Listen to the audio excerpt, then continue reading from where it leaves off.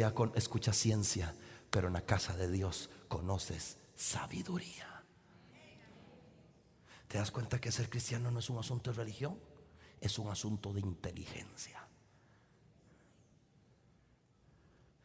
De inteligencia. Dile que está a tu lado: hay que tener los oídos abiertos con las personas correctas. Juan capítulo 6 versículos 67 y 68. Dijo entonces Jesús a los 12: ¿acaso quieren irse también ustedes? Porque todos los discípulos de Jesús se le estaban yendo, porque Jesús estaba hablando la verdad. Pero yo quiero que notemos la respuesta de Jesús, de Pedro, en el verso 68. Le respondió Simón Pedro: Señor, ¿a quién iremos?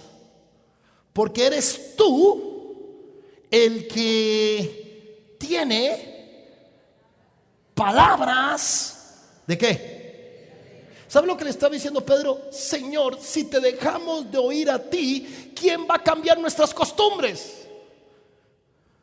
¿Pedro era predicador o era pescador? La conversación con Jesús, ¿qué provocó que Pedro cambiara La costumbre de Pedro era pescar, ahora la costumbre de Pedro era sanar enfermos. Tu costumbre era pedir, pero conociste a Jesús, ahora tu costumbre va a ser dar. Alguien que diga amén. Tu costumbre antes era llorar, pero ahora tu costumbre por conocer a Jesús es reír.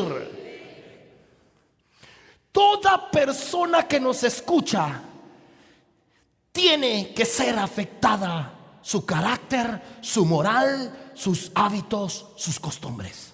Veamos un ejemplo de conversaciones incorrectas. Génesis capítulo 3 versículo 10. Dios llama al hombre y le responde: oí tu voz en el huerto. Llamó a Adán y Adán responde: oí tu voz en el huerto y tuve miedo. ¿Por qué tuve miedo? Porque estaba desnudo y me escondí. Entonces Dios le pregunta: ven acá, arreglemos cuenta entre padre e hijo. ¿Quién te enseñó que estabas desnudo? ¿Con quién hablaste esa parte de mí? ¿Has comido del árbol que yo te mandé que no comieras? Si Dios es tu Señor y tu Creador, déjalo que Él sea tu maestro. Pero a veces andamos teniendo conversaciones con otros que nos van a corromper. Y Dios le dice a Adán: ven acá, ¿quién te enseñó? Si el único que en el huerto del Edén hablaba con Dios era Adán, y el único ser humano con el que Dios hablaba era con Adán. ¿Quién te enseñó lo que me estás diciendo? El hombre forma su esposa porque fue Dios el que le dio la autoridad. No tuvimos modelos de repente, pero ahora tienes a Padre Dios, al Espíritu Santo y a la sangre de Cristo, que nos limpia de nuestros errores y nos da nuevas oportunidades para ejercer un sacerdocio de bendición en nuestro hogar. Y la esposa, escúchame, cuando tiene un esposo, ojo, las esposas no ocupan siervos de Dios. Las esposas ocupan hombres de Dios. Y donde hay un hombre de Dios, habrá una mujer de Dios y una familia de Dios. Así que vamos a ser hombres de Dios. Hombres, mujeres, hijos de Dios. Ahora le dice Dios a Eva en el versículo 13: entonces Jehová le dijo a la mujer: ven acá, arreglemos cuentas, también yo soy tu Dios. ¿Qué es lo que has hecho? Quiero que veamos la respuesta a la mujer en el versículo 13. La mujer le dijo, ¿qué le dijo la mujer? La serpiente ¿Con quién tuvo una conversación Eva? ¿Vistes cómo una conversación te puede corromper la vida? Te puede llevar a deshonrar y a desobedecer a Dios y te puede causar maldiciones sobre tu casa. La conversación que Eva tuvo con la serpiente la corrompió. Le cambió la buena costumbre de obedecer a Dios y la convenció a hacer lo correcto. Escuche lo que dice Efesios 4:29. Ninguna palabra corrompida salga de nuestra boca o salga de nuestros dedos. Ahora con el Facebook. sino la que sea, o las palabras que la Biblia dice que debemos de tener. La que sea buena. ¿Para qué tiene que ser buena? Para la necesaria, para dar gracia a quienes, a los que nos oyen. Tus palabras deben de construir y no destruir, porque edificar es construir. Quien te oye debe ser edificado.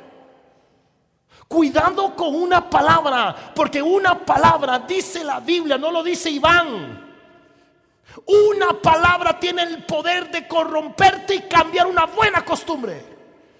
Una sola palabra. Dice la Biblia que nuestras palabras tienen que ser de necesaria edificación para que la gracia venga a los oyentes. Di conmigo, a veces el último en pedir consejo es a mí mismo. Ese popular carbón que llamamos nosotros, que esa conversación con nosotros mismos nos echó a perder el matrimonio, nos echó a perder las finanzas, nos echó a perder el ministerio, por una conversación que tuve conmigo mismo. Lucas capítulo 12, verso 16. También le refirió una parábola diciendo: la heredad de un hombre rico había producido, ¿cuánto había producido? ¿Cuánto, iglesia? Y él pensaba dentro de sí, diciendo, o sea, él se decía a sí mismo, digamos que se llamaba Carlos. Carlos, ¿qué haré? Porque no tengo donde guardar mis frutos. Y dijo a sí mismo: esto haré, derribaré mis graneros y los edificaré mayores, y ahí guardaré todos mis frutos y todos mis bienes. Y diré, ojo, a mi alma, a mí mismo: alma, relax. Muchos bienes tienes guardados para muchos años. Así que, almita, reposa, come, bebe, regocíjate. Versículo 20. Pero Dios interrumpió su conversación y le dijo: necio, esta noche vienen a pedirte tu alma, y lo que has provisto, ¿de quién será? Así le sucede a aquel que hace para sí tesoro y no es rico para con Dios. Escuche, este hombre se convenció solo de lo que no debía de hacer. La peor conversación que te puede corromper es la que tienes con tu propia alma, porque el alma está llena de sentimientos y emociones, y según lo que estés pasando, así tu alma te va a hablar. Mátalo, grítale, tira la puerta en la cara, ponele que está muy linda. Ay, que es un poquillo de plata de más, nadie se da cuenta. ¿Por qué? El alma te habla de lo que estás sintiendo en ese momento. Y se convenció solo de hacer lo que no debía. ¿Qué hizo Dios? Interrumpirle la conversación y le dijo, ¿qué le dijo Dios? Esta le estaba dando tiempo para que se arrepintiera, para que sea una noche de un cambio en tus conversaciones personales con personas incorrectas, porque no sabes que esa conversación te puede llevar a seguirte corrompiendo hasta que se oxide todo lo que has logrado en la vida.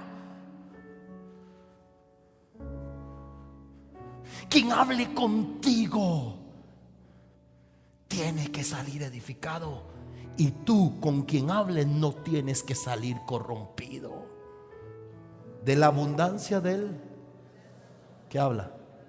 Lucas 15, 17 al 19. Por cierto, esta es la historia del hijo pródigo. Quiero contarles algo. La historia del hijo pródigo no habla de irse al mundo y regresar como muchos la predican.